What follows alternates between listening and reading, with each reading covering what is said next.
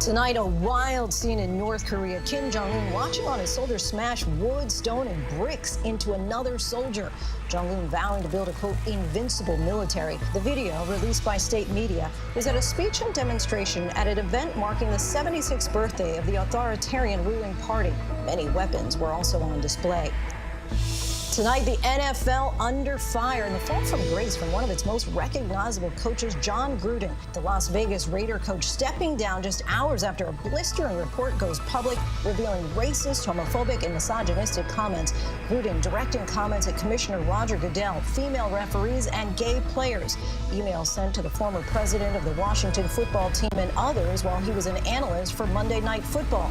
The Super Bowl winning coach is apologizing, but what should come next? And why are the emails just coming to light now? Tonight, autopsy results revealed in the Gabby Petito case. The coroner ruling the cause of death. Petito's body found several days after being reported missing during a cross-country road trip with her boyfriend, Brian Laundrie, who was missing after being named a person of interest in the investigation. Authorities tonight on the manhunt. The wildfire emergency in California as the state is now in peak fire season. The inferno tripling in size in just 90 minutes in the communities that need to be on alert tonight. Our report from the front lines on what the European Union says is a hybrid war on Europe. The Belarusian dictator accused of luring migrants into the country, promising them easy access to the rest of Europe. But the journey for the migrants is full of danger and in many cases broken promises. I want to give you a sense of the conditions these migrants are facing. They're having to walk for days through forests just like this one, and then in some cases this, miles and miles of swampland. That means they're getting wet, they're having to trek through mud, and that's on top of the rain, the cold, and the lack of access to food and water. Kirk Enterprise. Scott here, sir. We're beaming up. With Captain Kirk or William Shatner aboard, Blue Origin is set to return to the final frontier as the billionaire space race continues to heat up. And she's held out her pinky to thousands of children, reassuring them about the uncertain world they're growing up in. Tonight, Senator Elizabeth Warren's advice to young kids everywhere. She releases her new children's book, Pinky Promises. She joins us in studio. Good evening, everyone. I'm Lindsay Davis. Thank you so much for streaming with us. We begin tonight with that autopsy report revealing Gabby Petito died from strangulation. The coroner in Teton County, Wyoming, Dr. Brent Blue, has ruled the manner of death was homicide and that Gabby Petito actually died between 3 and 4 weeks prior to her body being found. Petito was on a cross-country trip with her boyfriend, Brian Laundrie. There were no signs of trouble in the videos that she posted online. On August 12th, sheriff's deputies in Moab, Utah, responded to a 911 call reporting a domestic dispute. Their body camera video shows a relationship in distress. Petito's family heard from her for the final time the last few days of August. At a news conference today, the coroner was asked, did Brian Laundrie kill Gabby Petito? The coroner responded simply by saying, that's a question for the FBI. Our Victor Akendo leads us off tonight. Tonight, 1 month and a day since Gabby Petito was first reported missing by her family, the coroner in Teton County, Wyoming, where her body was found, announcing she was strangled. We find the cause and manner to be death by strangulation, and manner is homicide. The coroner conducting an extensive forensic examination and toxicology report, but unable to determine the exact time Petito was killed. Her body was outside in the wilderness for 3 to 4 weeks. The coroner also reporting she was not pregnant when she died.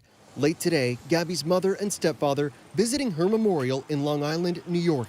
Gabby Petito never goes outside. Before she was killed, Gabby and her boyfriend Brian Laundrie were on a cross-country trip, seemingly documenting every moment.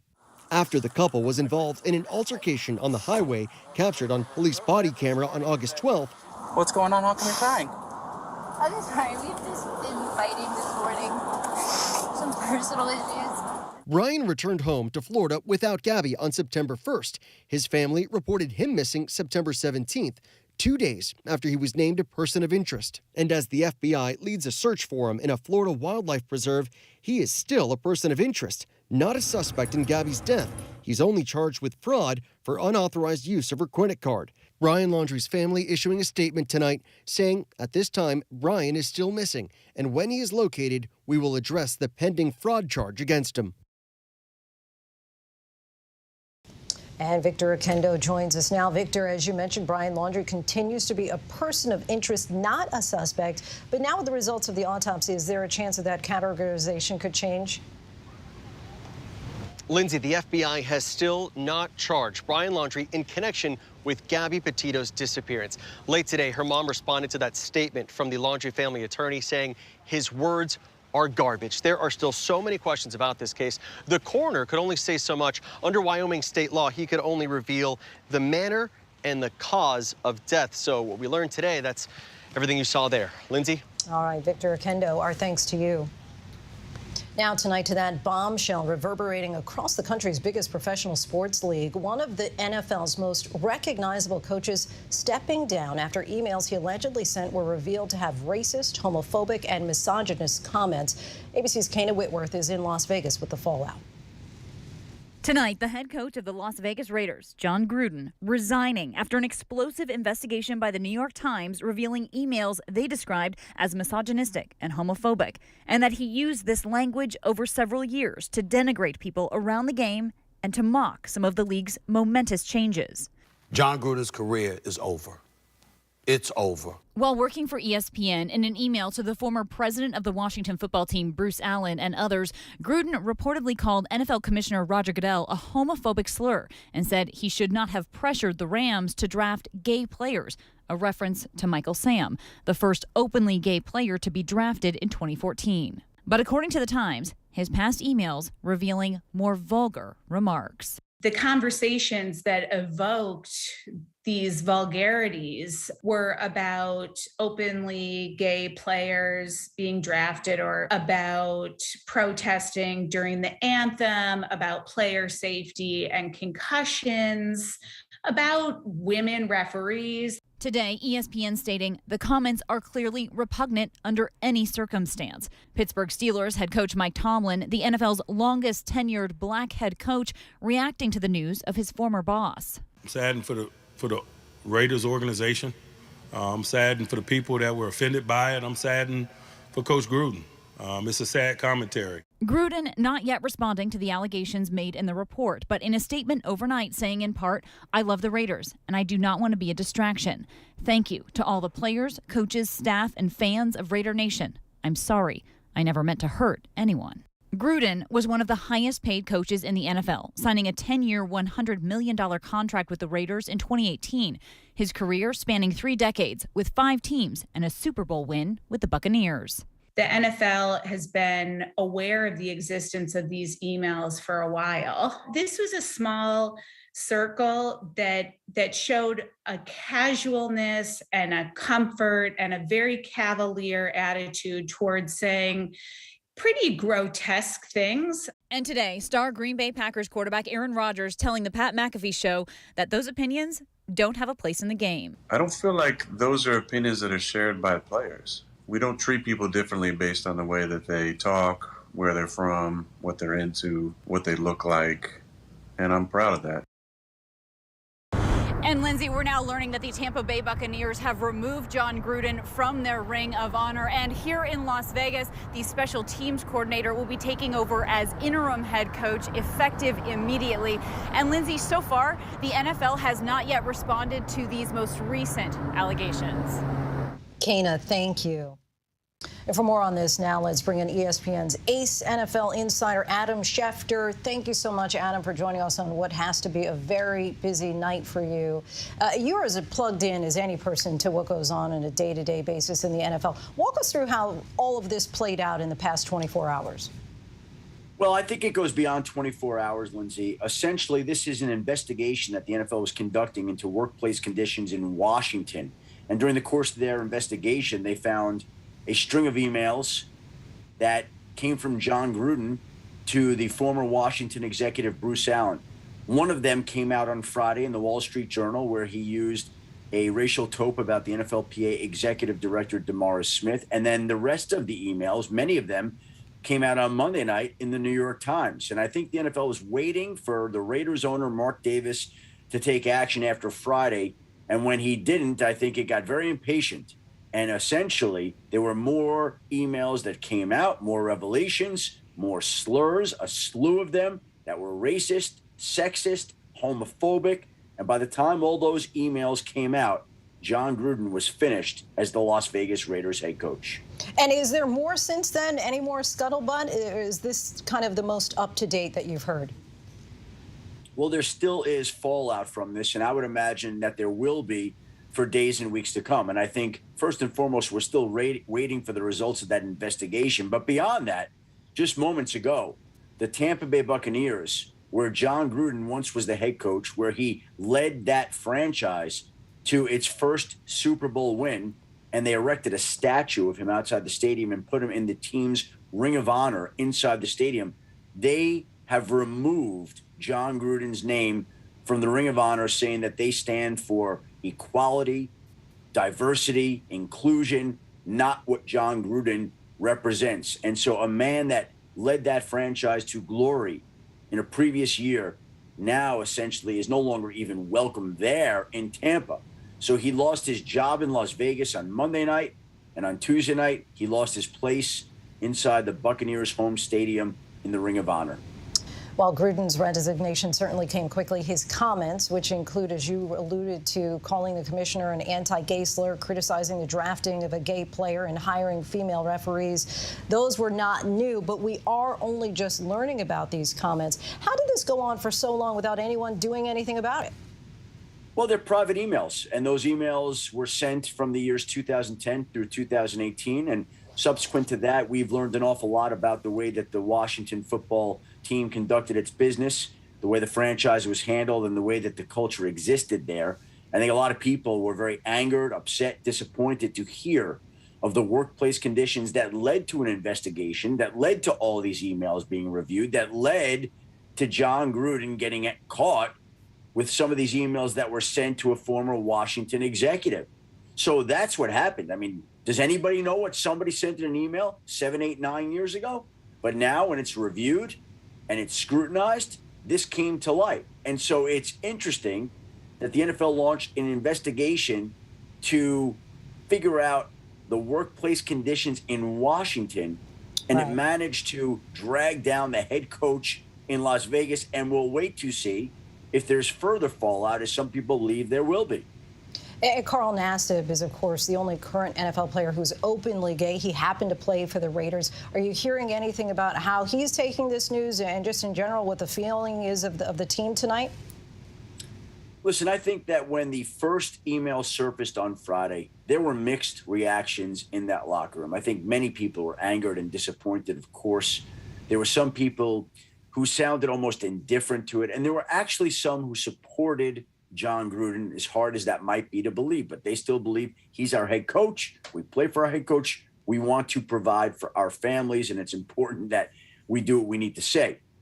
Again, the Raiders see these emails that come out on Monday and have to make the decision. And I think that anytime a football franchise changes its head coach 5 games into the season, when he's mired in a controversy as torrid as this one, it's, I think, unnerving, jarring, unsettling for everybody, but the right move for everybody to make to move forward and to essentially rid the organization of instances where this type of behavior is not going to be welcome in Las Vegas, in the National Football, really anywhere in society, Lindsay.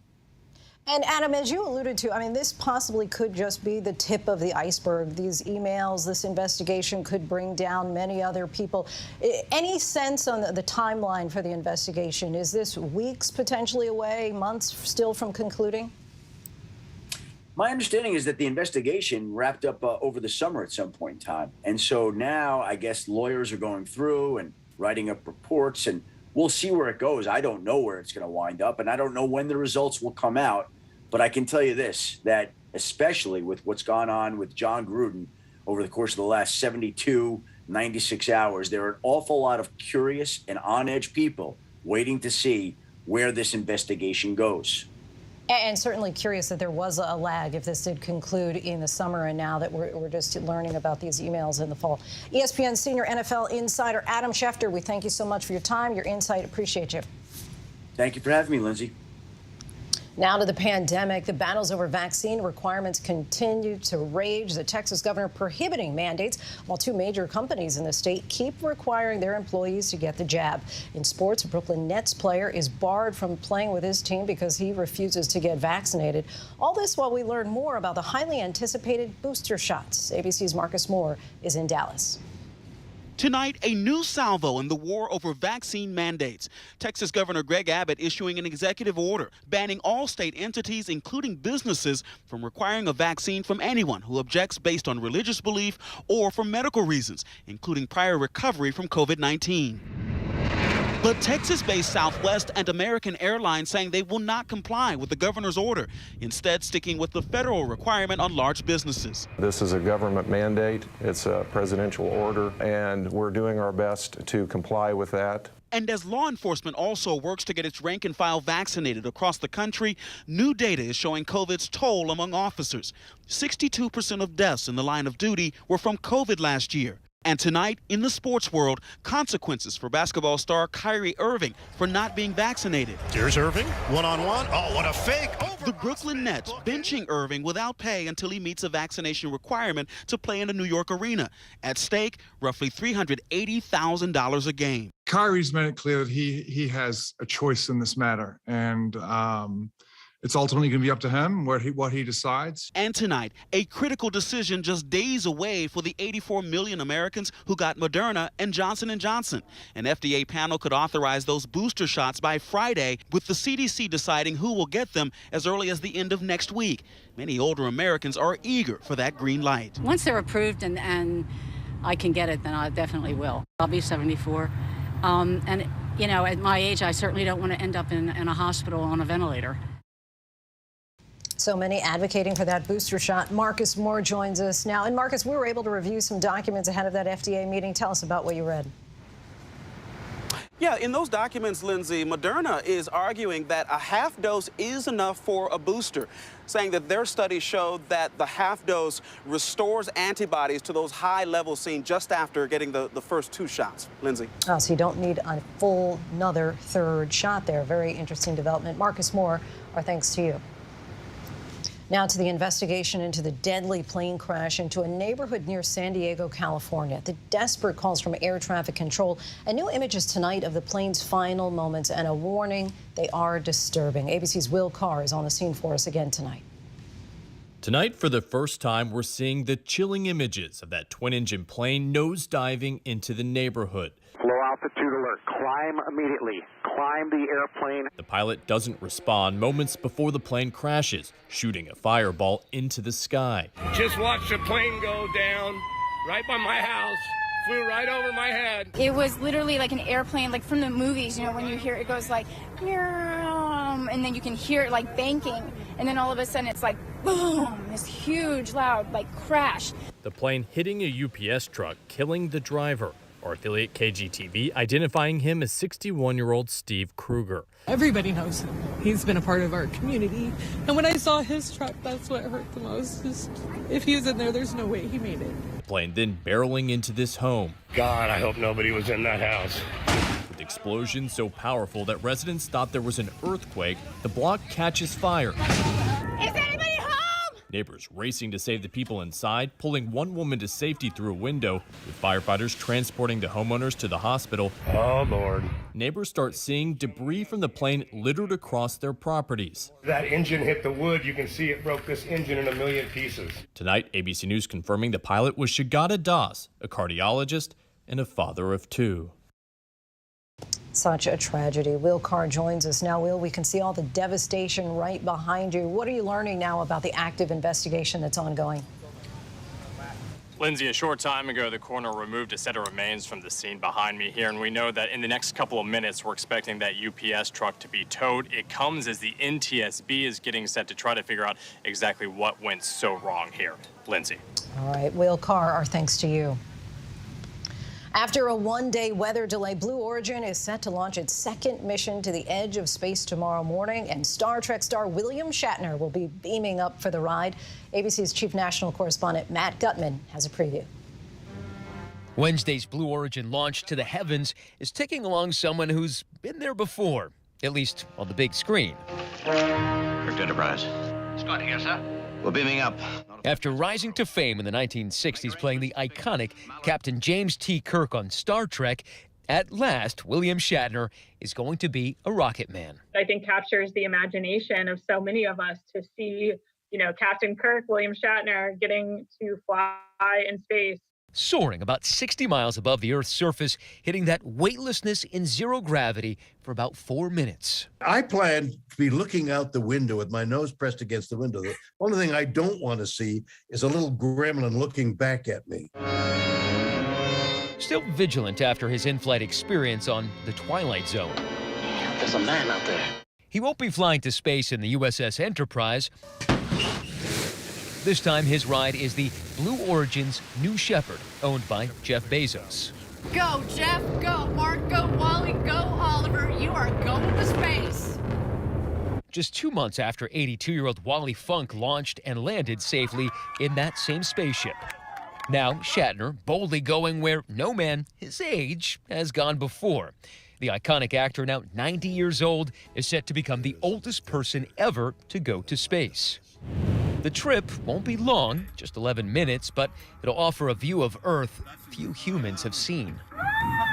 Our TJ Holmes spoke with the 4-person crew on Monday. What's the over-under? Is there a betting line about how many times you're going to be called Captain Kirk on this trip? Actually, I haven't heard Shatner in a long time. Well, my apologies then, Captain Kirk. Blue Origin's work has not come without criticism. A Washington Post report titled Inside Blue Origin, detailing allegations that there was a toxic and dysfunctional culture within the space company. Other employees were also quoted in the article defending the company's record. Blue Origin could not be reached for comment, and while weather postponed tomorrow's flight by a day, it hasn't dampened the enthusiasm of the crew or Star Trek fans. I'm excited that the doors to space are finally opening.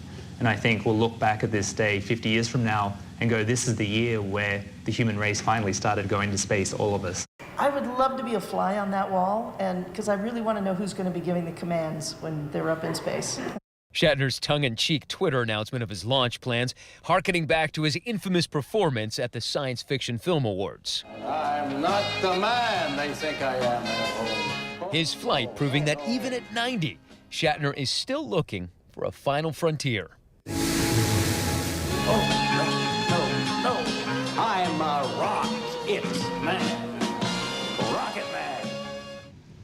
Rocket Man, quite literally. Our thanks to Matt for that. When we come back, the grandmother walking with a 3-year-old when suddenly someone snatches the toddler. Rapper Tyga walking into an LAPD station and soon after charged with felony domestic violence.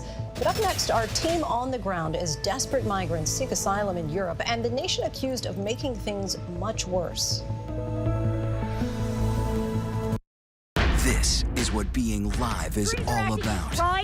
This is ABC News Live. All right, we're gonna move back. Let's move back. We're surrounded by people squeezing into this bomb shelter. We're on an urgent delivery run. Not afraid to go there. So my question, Mr. President, what are you so afraid of? Breaking news, live events. This is the moment. Streaming straight to you, anytime, anywhere. You just met one friend right here. You're watching ABC News Live. Thanks for streaming with us. All right, here we go. You ready? Let's do it. Yes, it's the show America wants and America needs right now. This is What Would You Do? Let's go. How are you? Can I hug you? Yeah. So what will you be watching Saturdays on ABC News Live? What would you do? Hey, I guess I just found out.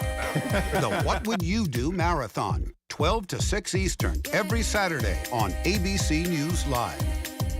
My favorite show. Admit it. These days, what you need to know Seems to change just about every day. what is it that you really want to know, need to know, To help you not just get through your day, but to make the most of it. Feel smarter. feel better. Feel happier. Well, how about a third hour of Good Morning America? GMA 3, what you need to know. Now streaming on ABC News Live.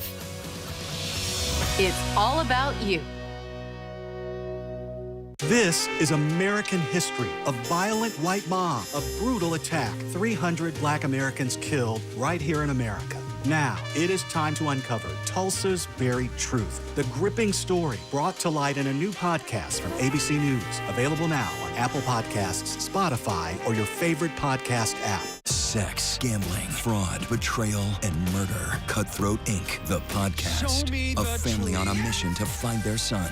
A year's worth of conversations with the killer. Cutthroat Inc. Subscribe for free now on your favorite podcast app.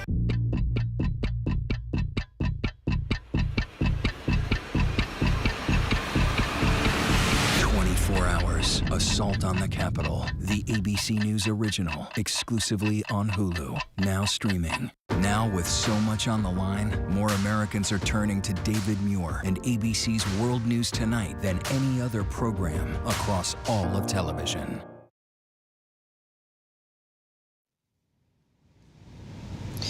Take a look at this heart-stopping video of a man grabbing a 3-year-old who was with her grandmother. Thankfully, Good Samaritans intervened and the man let go of the young girl. The suspect has been arrested and charged with kidnapping and other charges. Next to the migrant crisis playing out in the EU that some human rights activists say is being orchestrated by a vengeful authoritarian leader, thousands have attempted to cross Belarus into neighboring Poland in recent weeks.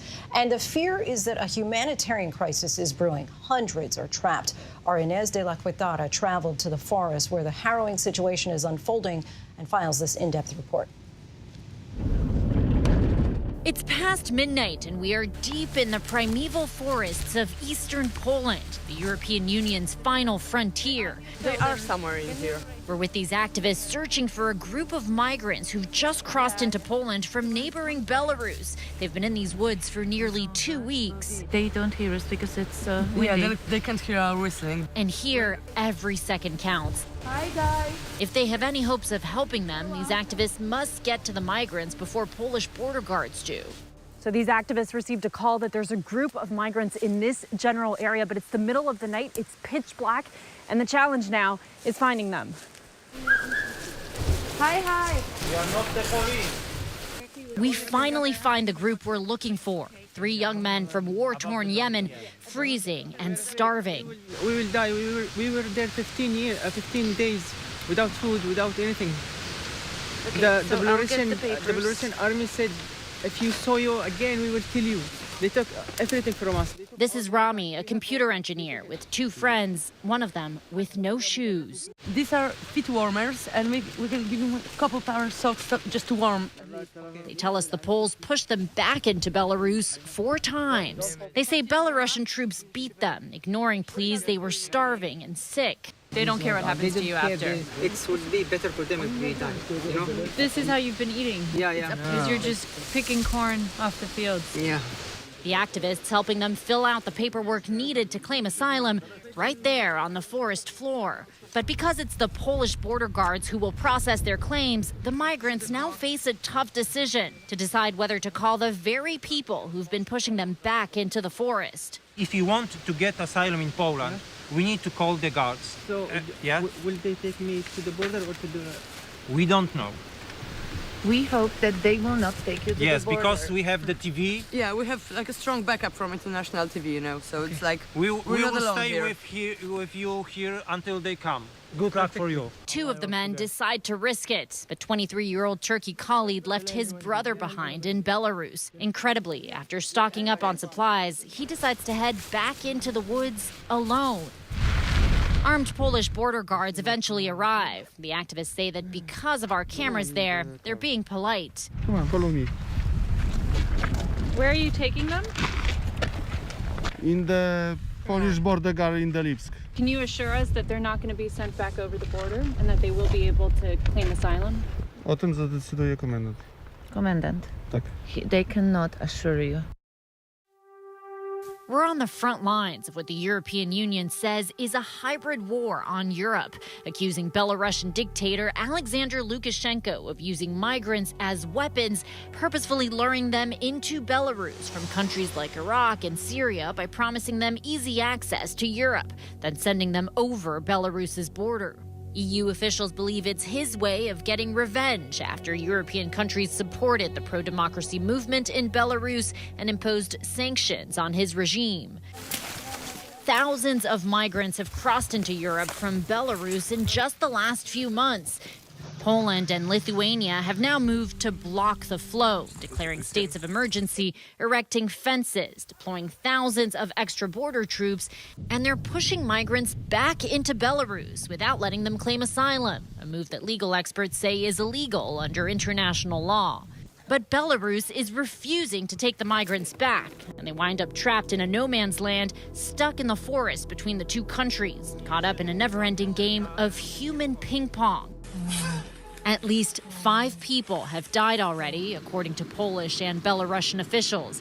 Activists fear the number is higher. I want to give you a sense of the conditions these migrants are facing. They're having to walk for days through forests just like this one. And then in some cases, miles and miles of swampland. That means they're getting wet. They're having to trek through mud. And that's on top of the rain, the cold, and the lack of access to food and water. In the Polish city of Białystok, we meet Bushra Al-Muallim, who spent a harrowing 20 days in the woods. I don't want to remember. It's difficult to remember. I still have the nightmares when I was at the swamp. And they were kicking us, each one, Belarus border guards and Polish border guards. Each one is playing this miserable game with our souls.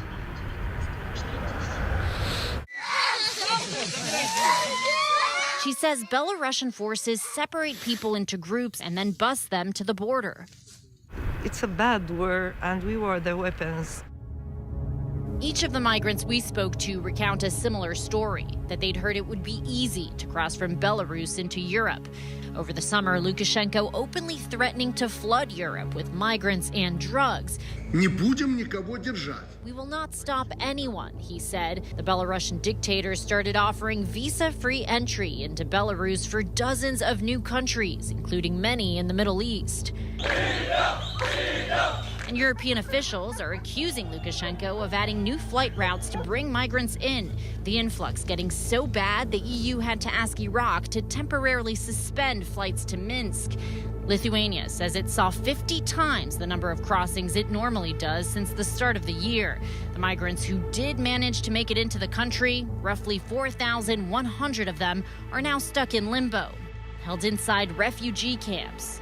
We went inside the Kibartai camp for migrant men, former prison where inmates were moved out just a month ago to make space. There are about 700 migrants being kept at this camp, mostly from Iraq. They're being kept at the site of a former prison. You can see the barbed wire up here, the guard tower right there, and they're not being allowed to leave this facility.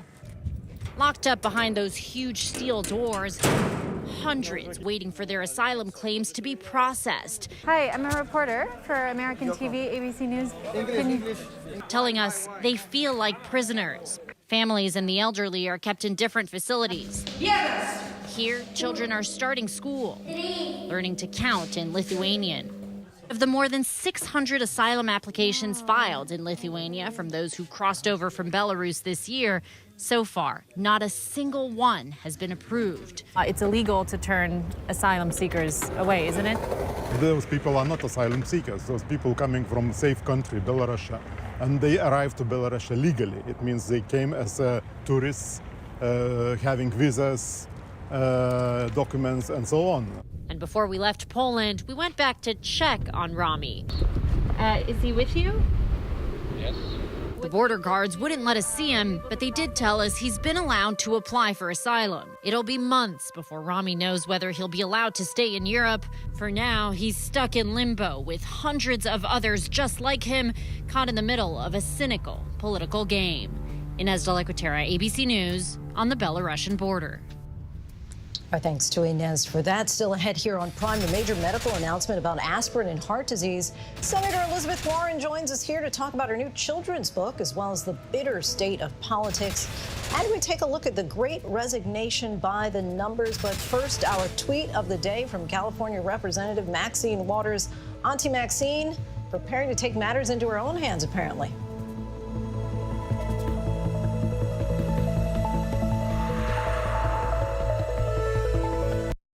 an extraordinary story. A computer salesman was supposed to report to prison to begin a 17-year sentence. They let him turn himself into jail with no escort. No one thought he would run. How do you evade capture for 25 years? How do you do that? Now, join the search, following the U.S. Marshals as they uncover new leads in a global manhunt. Can you help catch this fugitive? Have you seen this man? Have you seen this man? Have you seen this man? Listen and join the all-new hunt wherever you get your podcasts.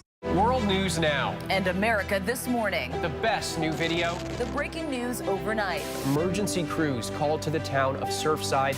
U.S. airstrikes hitting targets in Iraq and Syria. The stories people are talking about. You don't want to shave your legs? Don't. I was gonna say. Oh my. Got it. And what to expect in the day ahead. ABC World News Now and America This Morning. Starting at 2 a.m. Eastern. Up all night to keep you up to date. Right now, with so much at stake, Sunday mornings, this is the place. Taking on all the tough questions, straightforward reporting, no spin, no hype, no bull. See why Sunday mornings, more and more Americans are now turning first to ABC's This Week with George Stephanopoulos. Welcome to This Week.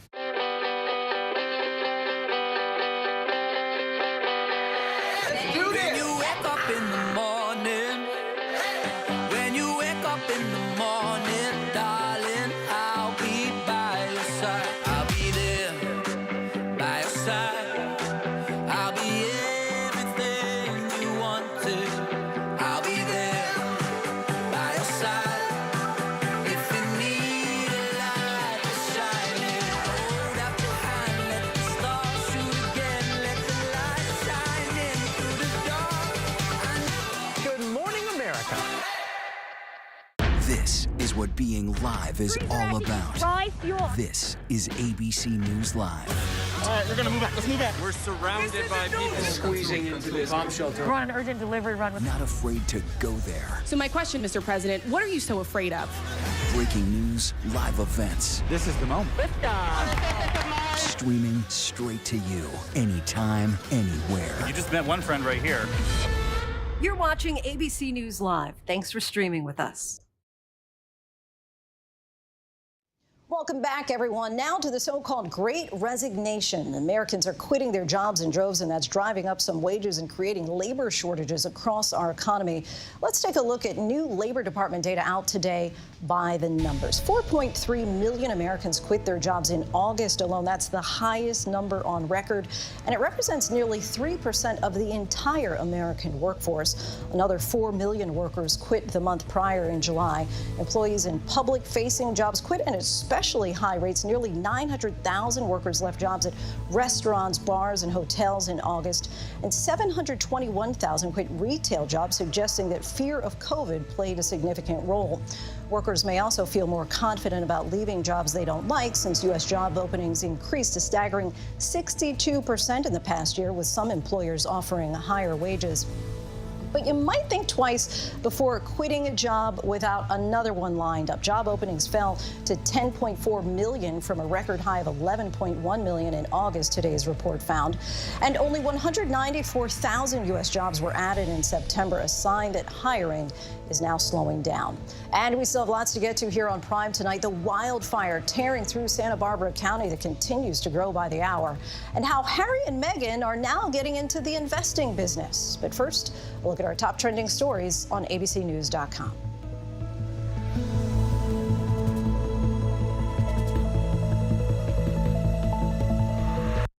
It's an extraordinary story. A computer salesman was supposed to report to prison to begin a 17-year sentence. They let him turn himself into jail with no escort. No one thought he would run. How do you evade capture for 25 years? How do you do that? Now, join the search, following the U.S. Marshals as they uncover new leads in a global manhunt. Can you help catch this fugitive? Have you seen this man? Have you seen this man? Have you seen this man? Listen and join the all-new hunt wherever you get your podcasts.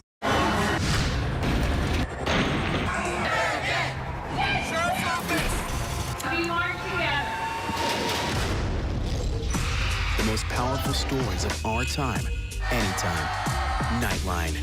Now streaming on ABC News Live 2020. True crime, cinematic, real-life drama, stunning, the unthinkable. Follow the clues, The Hunt. True crime 2020. Now streaming on ABC News Live. Admit it. These days, what you need to know seems to change just about every day. What is it that you really want to know, need to know? To help you not just get through your day, but to make the most of it. Feel smarter. Feel better. Feel happier. Well, how about a third hour of Good Morning America? GMA 3, what you need to know. Now streaming on ABC News Live. It's all about you. All right, here we go. You ready? Let's do it. Yes, it's the show America wants and America needs right now. This is What Would You Do? Let's go. How are you? Yeah. So what will you be watching Saturdays on ABC News Live? What would you do? Hey, I guess I just found out. The What Would You Do Marathon, 12 to 6 Eastern, every Saturday on ABC News Live. My favorite show. This is what being live is all about. This is ABC News Live. All right, we're gonna move back. Let's move back. We're surrounded by people squeezing into this bomb shelter. We're on an urgent delivery run. Not afraid to go there. So my question, Mr. President, what are you so afraid of? Breaking news, live events. This is the moment. Streaming straight to you, anytime, anywhere. You just met one friend right here. You're watching ABC News Live. Thanks for streaming with us.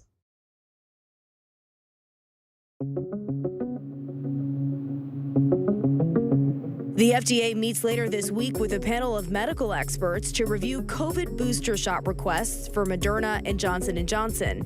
This comes after Pfizer's booster shot was approved for those 65 and older and high-risk groups. Texas Governor Greg Abbott is pushing back on President Biden's executive order, forcing businesses with more than 100 workers to require employees to get vaccinated. Abbott issuing his own order, threatening to fine even private businesses up to $1,000 if they force their workers to get the shot. Our intention is to implement and continue to work to implement these requirements across the country, including in the states where there are attempts to oppose them. Oh, Irving, the down court feed. Kyrie Irving may be a star for the Brooklyn Nets, but the team said he will not play or practice until he is eligible to be a full participant. Irving is not vaccinated and would have to miss more than half the season, including all home games, because the city requires proof of vaccination for entry into Barclays Center. Though the Nets said we respect his individual right to choose, the statement also said the choice restricts his ability to be a full-time member of the team, and the Nets are uninterested in part-time availability. I think we all know what our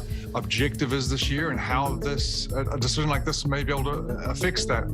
Well, there is no vaccine mandate for players in place right now for the NBA. At this moment, Irving has not commented on the decision from the team.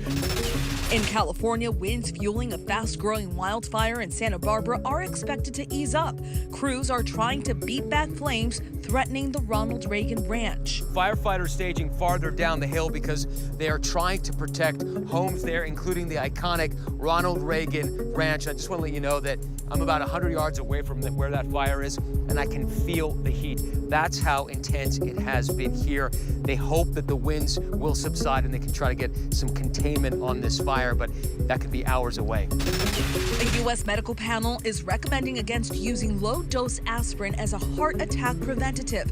Health regulators will decide whether to follow advisors who say the risks outweigh benefits. So I think the main risk of aspirin, like many other anti-inflammatory medications, is bleeding. And this can range from very minor bleeding, right, cutting yourself while shaving, really major bleeding, bleeding ulcers, rectal bleeding, that can wind people in the hospital. Supreme Court Justice Brett Kavanaugh returned to the bench on the High Court today for the first time in 18 months, and after missing last week's in-person arguments after testing positive for COVID-19. Rapper Tyga has been arrested on a felony domestic violence charge involving his partner. The 31-year-old surrendered to the LAPD Hollywood Division today under his real name, Michael Stevenson. Bail was set at $50,000. The Duke and Duchess of Sussex are getting into the investing business as so-called impact partners. Prince Harry and Meghan partnering with a firm that focuses on investing in companies with good environmental, social, and governance track records. Sustainable investing, a growing trend the couple hopes to highlight. In an interview with the New York Times, the royals said they hope younger investors will make more deliberate choices with where and how they invest. We are thrilled to be joined now in studio by Massachusetts Democratic Senator Elizabeth Warren. Warren is out with a new children's book, Pinky Promises. Senator, thank you so much for being here with us. We're going to get to Pinky Promises in just a moment, but first I have to just ask you a few questions about Washington. Of course, you have been a tireless advocate for the working person for years at this point. I'm curious to get your response to the administration's request at this point to have banks have reports for any withdrawal or deposit for any American's bank account over $600. So I think that actually they've changed the numbers on this. Part of what we want to make sure is that everybody pays the taxes that they owe. And most people do. Anybody who works for a living and gets a W-2 form, the government already receives a report on exactly how much money you made. But there is some concern that there are some people who are moving a lot of money in and out of their accounts in the banks without making proper reports to the IRS or perhaps engaged in other kinds of activities.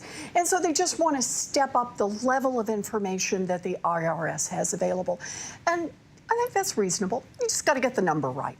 And you've also wanted to break up big tech for quite some time. Of course, we heard the testimony from Frances Haugen, that Facebook whistleblower, last week. This seems like an issue that both sides can get behind, saying that something must be done. What can be done? What should be done? So think of it this way. We basically have three tools that we can use.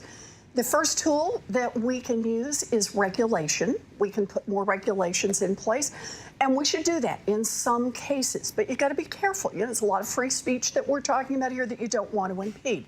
So I think the second thing we can do certainly is we can enforce any criminal laws that may have been broken. And even if you're a giant corporation, that does not exempt you from being investigated. But the third thing we can do is break up the giants. And one of the reasons for doing that is if we have multiple companies that are providing basically the same service, but you can still interconnect them all. So you could still, find your aunt and find your cousin and find your friend from high school, but they're with different companies. Those companies have two things that are different. One is they can compete for more privacy. They can be companies that better serve the public need. But the second is you lose that concentrated power that bears down on Washington with its lobbyists, with its muscle that Facebook and some of the other tech giants have. Break them up. That's what Teddy Roosevelt wanted to do more than 100 years ago when companies got really big. It's what we need to do now. And speaking of that muscle, many people have suggested that President Biden's agenda, or wish list, if you will, has really been overshadowed by the realities of that 50-50 split in the Senate, with Republicans relying on the filibuster. Now, as we are just a little over a year out from the midterm elections, what do you feel that Democrats must do in order to prove to the American people that they can effectively pass new legislation and govern? We need to deliver. Look, we've already done a big part of it. We got the vaccinations out, and they are now available to everyone, and that's great. We got those checks for $1,200 out that we promised we would do. We've gotten child tax credits out to families with children. But now we have our toes on the line to make big change. Think of it this way. More than 100 years ago, we started investing in America, in roads and bridges and sewers and water lines and public schools and colleges and universities, in order to build a more prosperous country, and it worked. But starting about 40 years ago, we really laid back on all that while the rest of the world kept investing. Now here we are, 2021, we need to invest in childcare so daddies and mamas can go to work. We need to invest in increasing the wages of every childcare worker and preschool teacher in America. We need to invest in home and community-based care. We need to invest in Medicare expansion to cover dental, vision, and hearing, and we need to take a big hit back at the climate crisis that's facing us. In effect, we need to rebuild a lot of those roads and bridges for the climate catastrophe that is bearing down on us. We do those things, and we make ourselves a more prosperous nation going forward, and we expand opportunity. So it's not there just for a handful at the top. It's there for everyone. Are you concerned that your more moderate colleagues, Senators Joe Manchin and Kyrsten Sinema, have a little bit too much control over what becomes law at this point? Look, it's tough when you have the thinnest, skinniest possible majority, which is what the Democrats have right now. But keep in mind, everything that I've just talked about is what Americans want to see. Not just very, very progressive Americans, not just Democrats. Democrats, Republicans, independents, the majority, big majorities of Americans want to see us deliver on child care, deliver on expanded Medicare, deliver on the climate crisis. So it's up to all of us to say, we're going to get here. I get that we all may have differences, but nobody is getting everything they wanted. That's what happens in a negotiation. We need to negotiate, but we need to do it quickly, and we need to deliver on behalf of the American people. Want to pivot now to pinky promises. Yeah. First, I wanted to show a clip from what has to be a moment that's seared in your mind when you ultimately decided it was time to drop out of the presidential race. Okay. And I wonder what your message would be to the women and girls who feel like we're left with two white men to decide between. I know. One of the hardest parts of this is all those pinky promises and all those little girls who are going to have to wait 4 more years. That's going to be hard. You were able to turn a bit of that heartache and bittersweet moment into a book, Pinky Promises. Tell me how it came about.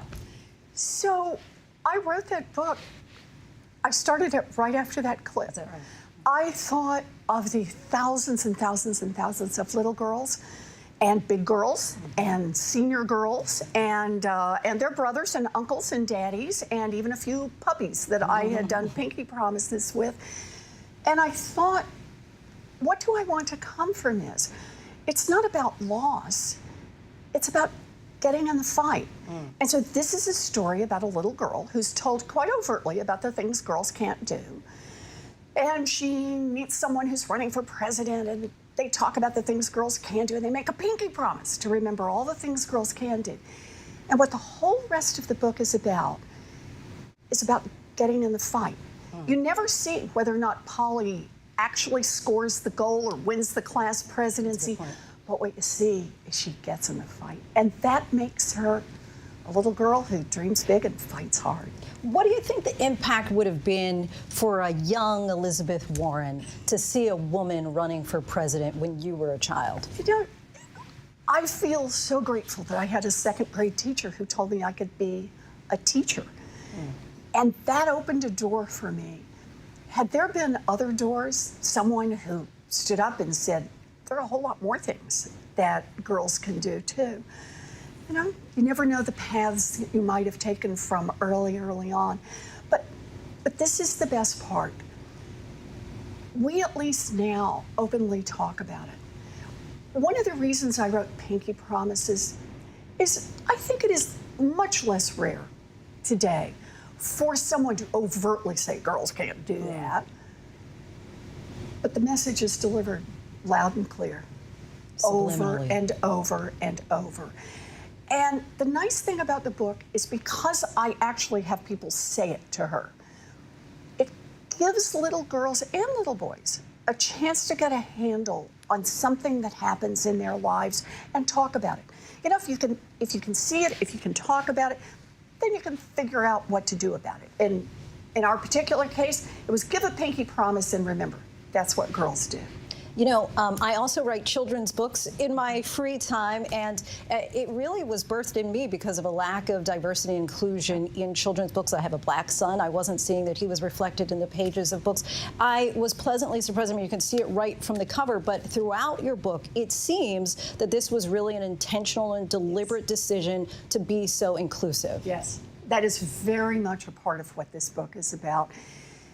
It's that we are a nation made up of people who don't all look like each other, people who don't all have the same backgrounds. And that is not a weakness. That is not something we want to try to slide past and pretend it's not there. That is our strength. And that's what this book tries to show in many ways. I have to say, I had a wonderful, wonderful illustrator, Charlene Chua, who's just fabulous.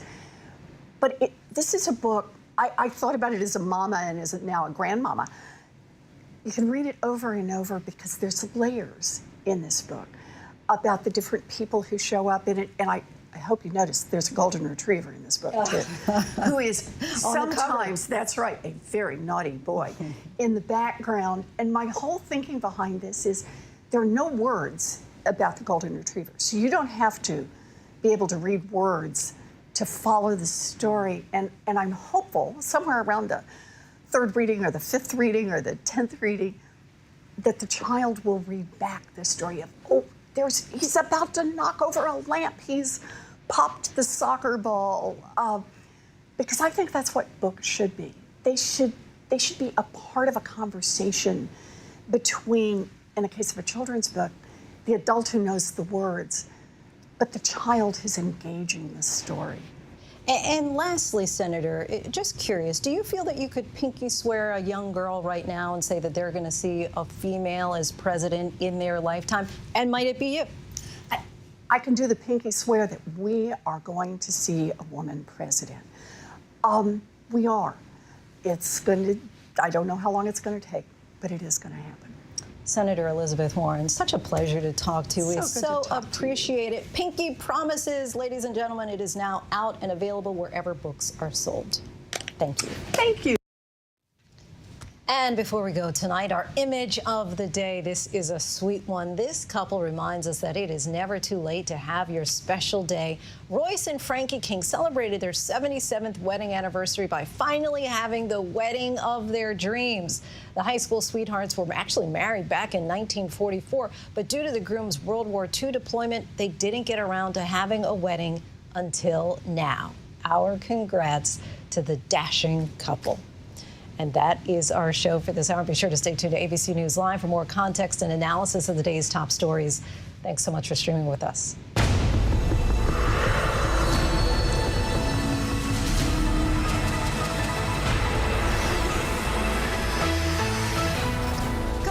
Now we're staying on top of a few things, including what's next in the investigation into Gabby Petito's death. We ask a former FBI agent. And the Maryland couple accused of trying to sell nuclear submarine secrets to another country appears in federal court. Stay with us. This is what being live is all about. This is ABC News Live. All right, we're gonna move back. Let's move back. We're surrounded by people squeezing into this bomb shelter. We're on an urgent delivery run. Not afraid to go there. So my question, Mr. President, what are you so afraid of? Breaking news, live events. This is the moment. Streaming straight to you, anytime, anywhere. You just met one friend right here. You're watching ABC News Live. Thanks for streaming with us. It was an extraordinary story. A computer salesman was supposed to report to prison to begin a 17-year sentence. They let him turn himself into jail with no escort. No one thought he would run. How do you evade capture for 25 years? How do you do that? Now, join the search, following the U.S. Marshals as they uncover new leads in a global manhunt. Can you help catch this fugitive? Have you seen this man? Have you seen this man? Have you seen this man? Listen and join the all-new hunt wherever you get your podcasts. Admit it. These days, what you need to know Seems to change just about every day. What is it that you really want to know, need to know, To help you not just get through your day, but to make the most of it? Feel smarter. feel better. Feel happier. Well, how about a third hour of Good Morning America? GMA 3, what you need to know. Now streaming on ABC News Live. it's all about you. The ladies you love, the hottest topics happening now. There's only one place to find it all. You guys are having the hard conversations. I love The View. The most watched #1 daytime talk show is The View. Now streaming on ABC News Live.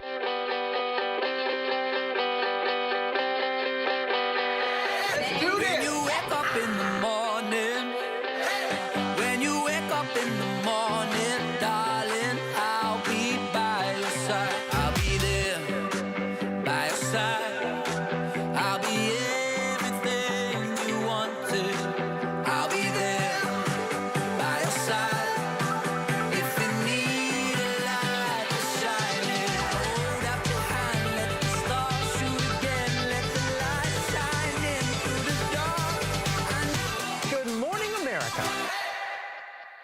Americans choose ABC News, America's #1 news source.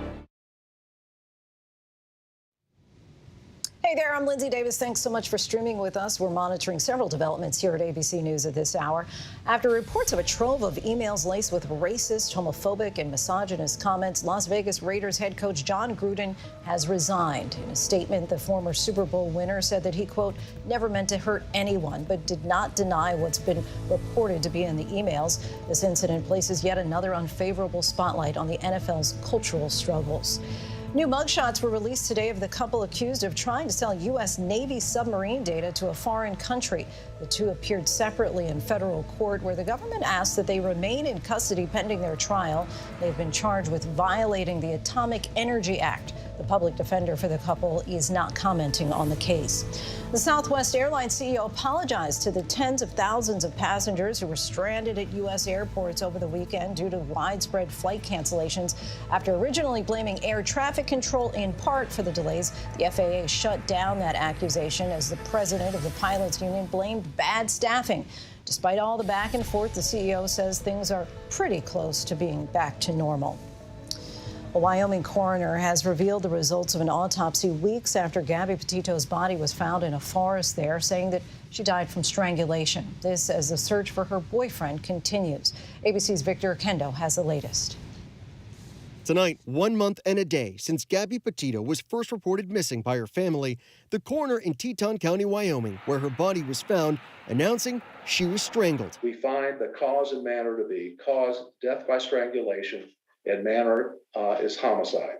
The coroner conducting an extensive forensic examination and toxicology report, but unable to determine the exact time Petito was killed. Her body was outside in the wilderness for 3 to 4 weeks.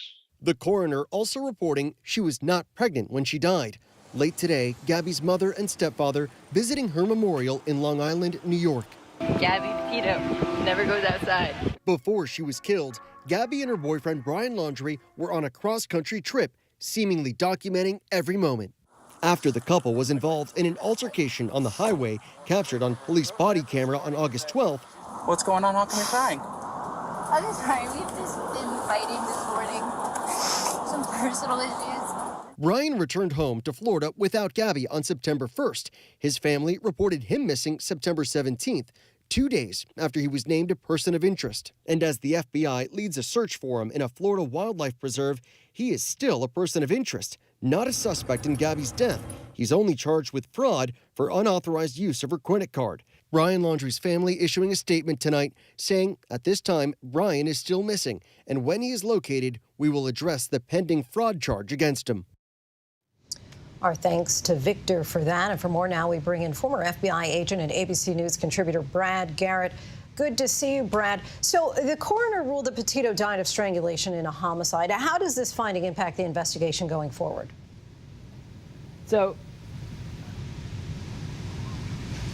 We're having some technical difficulties. We're going to try and get back to Brad Garrett in just a moment, but we will move on at this point to Super Bowl winning coach and former ESPN Monday Night Football analyst Jon Gruden announced his exit as head coach of the Las Vegas Raiders. Recently uncovered emails revealed sexist, racist, and homophobic language. Our TJ Holmes has more on Gruden's shocking and sudden resignation.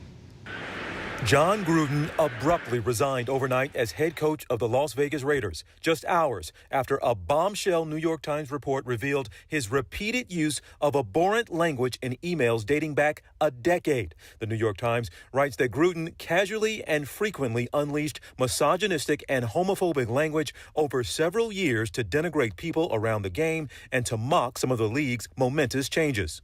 While working for ESPN, Gruden reportedly called NFL Commissioner Roger Goodell a, quote, clueless anti-football expletive and referred to him using a homophobic slur. One of Gruden's players on the Raiders, Carl Nassib, the first openly gay active player in the NFL.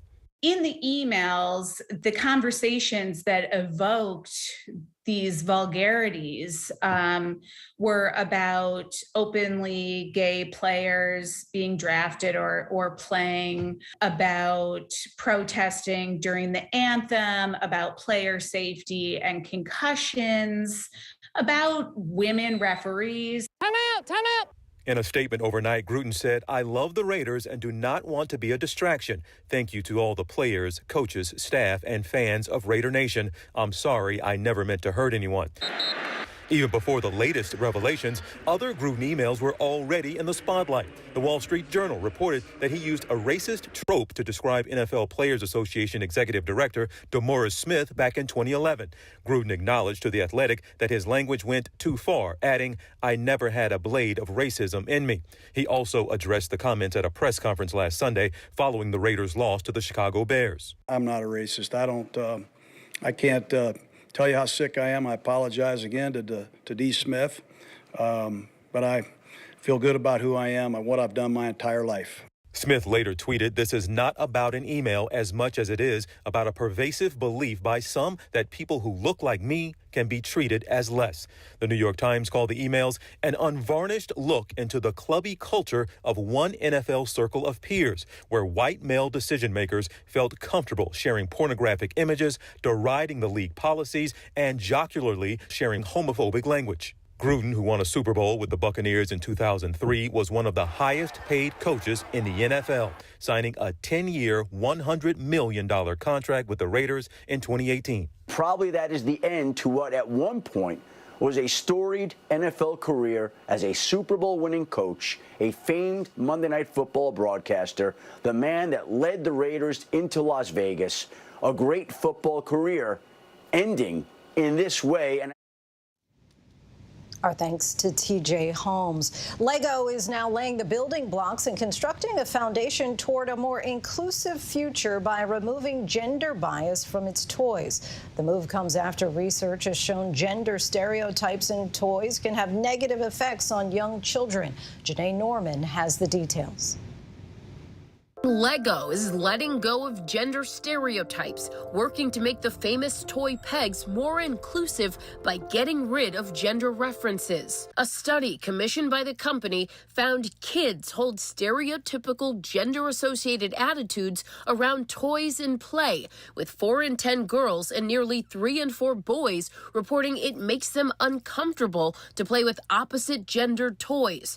The survey also finding parents 4 times more likely to encourage girls to engage in dress-up than boys, and twice as likely to encourage boys to do coding than girls, noting most boys and girls agree with the idea that some activities are gender-specific, those attitudes leaving a lasting impact. What we found is not only from the parents, but also from the boys, that they were worried that they would be teased or made fun of for playing with toys that would be, say, associated with girls. What we found with girls, they felt more confident than boys to engage in a variety of playing activities.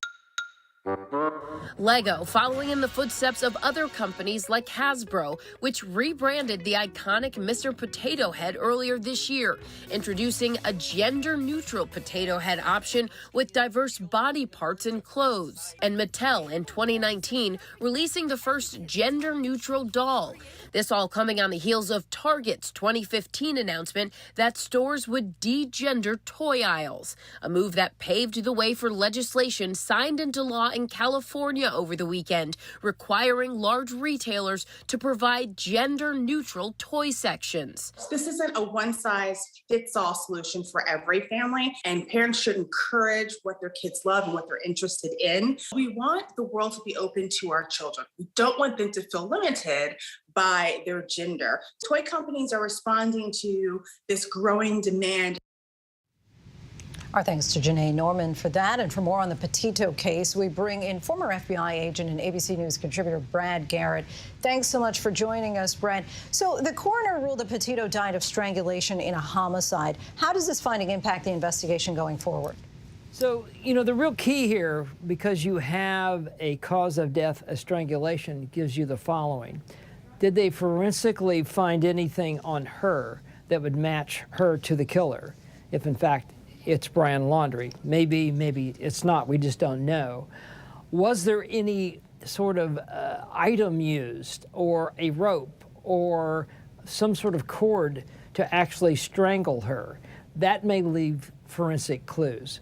So one would think they're maybe, Lindsay, a step closer to charging somebody, but we'll have to see. We just don't know all the other pieces they may have. And there was information that wasn't released publicly from these reports. What kind of further clues might the authorities have now? Well, they might well have an implement that was used. They may well have some sort of either genetic material and or forensic material, hairs and fibers, that would match a suspect's clothing. The real key in this case, Lindsay, is can you put the killer where her body was found? And if that's Brian, can you put him there? My guess is they haven't been able to do that yet because he hasn't been charged with murder. And Dan Abrams touched on this, but can we learn anything about Petito's killer based on her cause of death? Is there perhaps a profile of people who kill this way? I mean, strangulation, I don't know if intimate is the right word, but it seems very up close and personal. Strangulation typically is one of the major ways that spouses kill other spouses in domestic violence situations. That's one side of this coin. But it is something that may well give them additional information. For example, is there a history in Gabby's past where strangulation was attempted on her? Because that is one of the primary indicators in many domestic homicides, as I said. So we'll have to see if that actually moves the ball forward. And what about her time of death, which is still somewhat unknown, or at least hasn't been released at this point? How important is that piece of the puzzle? So I can't hear you. So. Oh, I was asking about time of death. Can you still not hear me, Brad? No, I still can't hear you. Sorry. Okay. All right. All right. Well, Brad, we'll thank you at any rate, even though you can't hear us. We thank you for your time. And now we will move on to actress Selma Blair, sharing her road to recovery as she continues to battle MS. She just received an experimental treatment, and as our Robin Roberts reports, her outlook on life has entirely changed. I'm so sorry, I can't talk right now. We're shooting the final days of my life. Introducing Selma Blair like you've never seen her before. The actress revealing in a new documentary how she is embracing her second act, living with multiple sclerosis. Well, first of all, at this very moment, how are you? At this very moment, I'm great. And it is important to say at this very moment, and I don't want to be complaining, although I always say I have no complaints, but do you have a minute? It's like my joyful thing, but in all reality, I am great today. I need more gains than losses, and I do have things that can sometimes be embarrassing, but this is part of it that I do want to show, because that's the part that's healing and perfect and acceptance. The glitches, maybe some of the speech. My brain is neurologically free of forming new lesions, but I do have volume loss in some speech and movement areas and prefrontal damage and things that I take medicine for, throughout the day. Selma first sharing her MS diagnosis on Instagram in 2018. Months later, revealing on GMA her daily battle with the disease. Vulnerability is a strength, my friend. It's not a weakness. What I saw when people came up after an Instagram post, or especially your show that I was on, thank you, how much it meant, and that moved me more than I've been moved by other things that I had achieved in my life or done. And visibility, how much it matters just to move the needle for young children to think, yes, I can do this, or I can show like this, because repressing and isolating is a real energy drain. I'm sick today. The options ran out. A stem cell transplant is the thing that's gonna help me, if anything will. The documentary focusing on her 2019 stem cell transplant, a still experimental therapy for MS that includes intensive rounds of chemo to help reboot the immune system. But it is not a cure. What went into the decision process to have the stem cell transplant? Because it's not FDA approved yet for MS. What was it about it that you said, I'm going to take a chance here? I kind of got to a critical point in my nervous system and more symptoms, and I couldn't stay awake. I'm I'm in a ball in my bed. Everything's so blurry. This is gonna pass.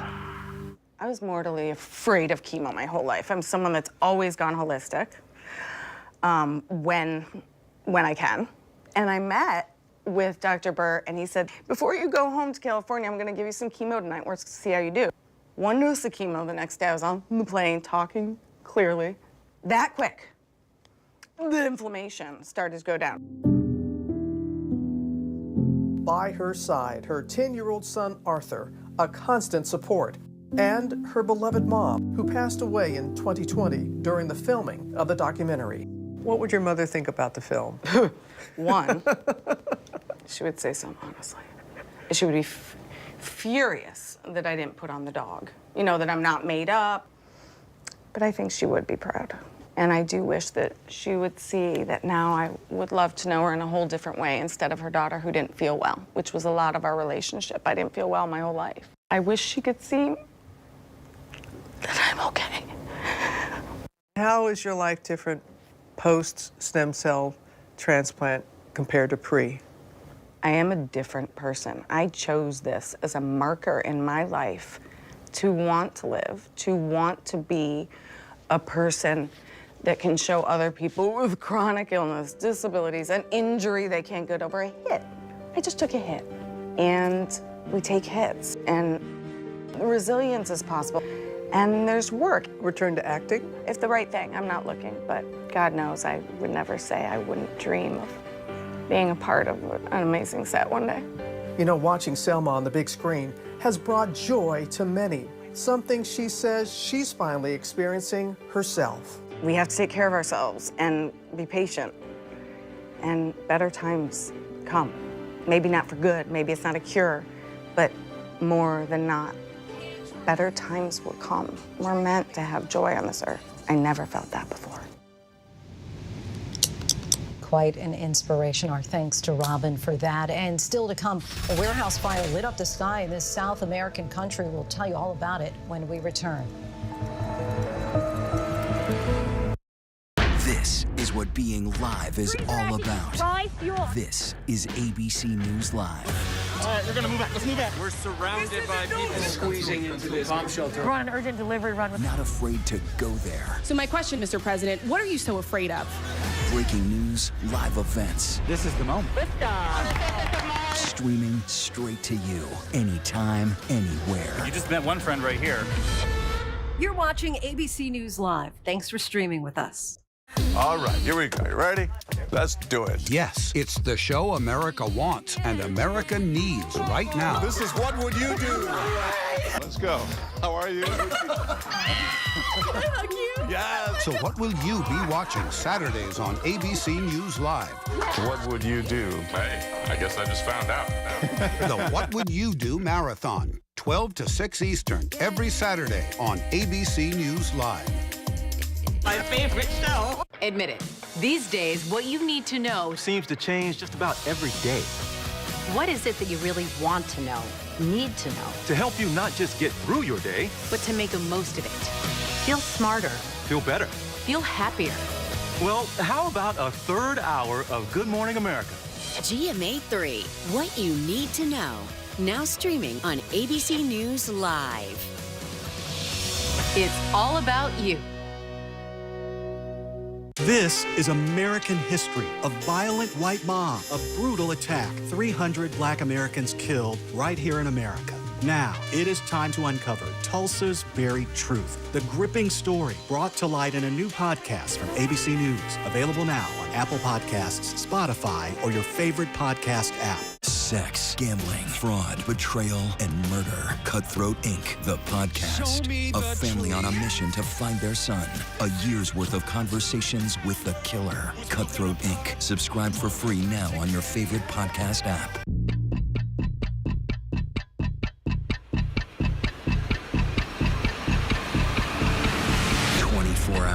Assault on the Capitol, the ABC News original, exclusively on Hulu, now streaming. Now with so much on the line, more Americans are turning to David Muir and ABC's World News Tonight than any other program across all of television. Welcome back. We're tracking several international headlines at this hour. Rescue workers trekked through floodwaters after a tropical storm barreled over the tip of the northern Philippines overnight. More than a dozen people have been killed and nearly 20 are missing. More than 1,600 villagers were evacuated from homes in several towns and cities as winds toppled trees and caused massive power outages. This is the 13th tropical storm to hit the Philippines just this year. A warehouse fire lit up the Chilean sky in the capital city of Santiago as firefighters battled the blaze through the night. Unfortunately, crews did pull one person who succumbed to the blaze from inside the structure. According to the police department, the victim was a Chinese national in his 60s. The cause of the fire is still unknown. At least 28 people died on Tuesday in western Nepal after the bus they were on skidded off of a mountain road and then fell hundreds of feet into a gorge. The bus was close to its destination when it veered off the road. It's not clear what caused the crash or how many passengers were on board at the time. Road accidents are common in mountainous Nepal and are often blamed on poorly maintained vehicles and highways and narrow roads with sharp bends. And now the technology used to help the more than 10% of Americans with diabetes, it may also have the ability to help the rest of us. ABC's Becky Worley tried out a new app and device that gives you near real-time reports on how the food that you eat impacts your body. This is what it looks like to apply a blood glucose monitor. It's a device only approved to help people with diabetes monitor their insulin levels. But it's now being sold with apps to help nutrition-conscious early adopters learn how lifestyle habits may be affecting their blood sugar. Apps like Levels, NutriSense, and January link with the device and ask you to log meals and snacks. I contact the makers of the Levels app for a complimentary tryout. The product is in beta testing right now and costs $395 for access to the app and 2 sensors worn for 14 days each. We recommend a spot on the back of your arm. I have to admit a little trepidation about applying it. Okay, that was painless. This thing's been on for about 10 minutes. I've completely forgotten it's there. You definitely cannot feel it. Medical experts advise steady blood sugar levels generally keep the body in a state of using food as fuel. But this is important. Big spikes in blood sugar can stimulate your body to store fat, increase your risk of heart disease, and spur chronic inflammation. While tracking meals with the app, I saw proteins like chicken and boiled eggs kept my blood sugar level. But the thing that spiked it the most? A bagel? Oh, man. Dr. Aaron Neinstein prescribes continuous glucose monitors to his patients with diabetes. What makes them so effective is that they empower people to learn about their health in a way that wasn't possible before by seeing the impacts right away. Like I learned about the effect of exercise after eating. Oh, yeah. When I had a cheeseburger and a beer, the monitor showed that my glucose levels went up 60%. A walk immediately after the meal, though, brought the numbers back down. When you're exercising, your body's able to bring glucose or sugar into the cells without insulin. And so it is a very effective tool. I also learned how I was accidentally sabotaging my eating goals. A classic example, I had a salad dressing loaded with sugar. I think what a lot of people learn when they use continuous glucose monitoring is just how much unhealthy ingredients are hidden in foods that we don't know about. Now, all of these apps say they are not a substitute for medical care and not for people with diabetes. A glucose monitor used by many of these apps is made by Abbott, who tells us it is currently only for use with a doctor's prescription. Abbott is not affiliated with these companies that promote off-label use. The Levels app telling GMA that while their software isn't FDA regulated, doctors routinely prescribe drugs and devices intended for other uses that they think can help patients. But in their terms of service saying, we do not warrant that the results that may be obtained from the use of the service will be accurate or reliable. Bottom line, much more research is needed to help us understand what the risks and benefits might be for people who don't have diabetes. Our thanks to Becky for that. And it is important to review the results and consult with your doctor before making any of these kinds of changes. Finally, to Breast Cancer Awareness Month and sharing the story of how therapy and some incredibly powerful photos helped one husband find his inner strength as he carried his family through his wife's difficult diagnosis. ABC's Ariel Reshef has more on caring for caregivers. Just 2 weeks after her 37th birthday, Anna Rathkoff heard the news she never imagined. The mom of then 2.5-year-old Jessie was diagnosed with stage 1 triple positive breast cancer, an aggressive form of the disease. I felt like the earth opened and I'm just in free fall. Anna and her husband Jordan were facing a daunting new reality. You pretty quickly had to pivot from husband and father to caregiver. Yeah, I mean, I did have to help a lot. She was just so weak. Jordan says he often felt powerless as he tried to balance supporting Anna while keeping life stable for their son. I had severe anxiety. We went to ask the social worker if there was a support group, and they thought we meant for her, and I was like, no, for me. And I felt like I was barely getting by. So to find strength, the professional photographer picked up his camera. We felt like our story hadn't been told in this way. We couldn't find anything quite like it, of a young family living through cancer. The raw images reflecting the highs and lows, snapshots of snow angels, candid moments cuddling with Jessie. And that day, Anna decided to shave her head. It was helping us emotionally. Those photos are incredibly moving. What do they mean to you now? I sometimes feel like before and after. So I'm trying to connect to that before. I want to connect to the person that I was before. Jordan eventually compiled the collection into a powerful photo essay, hoping their images raise awareness about the cancer journey for patients and their caregivers. I think what worked for me to get through this was to admit I needed help. And I was literally hanging on by a thread. I would just go to my car and just cry for hours because I didn't want anyone else to see me. And once I started getting therapy and medication, I felt like I was actually in a better place to help take care of my family because I was able to take better care of myself. Research shows 50% of cancer caregivers reported high emotional stress. 43% say they needed help to manage it. Talking with friends, professionals, or others who've been through this experience or who are going through a similar experience can be very helpful. But really, the best way to take care of a loved one is for caregivers to take care of themselves. Do you live your life differently now? It changed the direction of our lives. It's brought us together. It's just cemented everything we knew was there.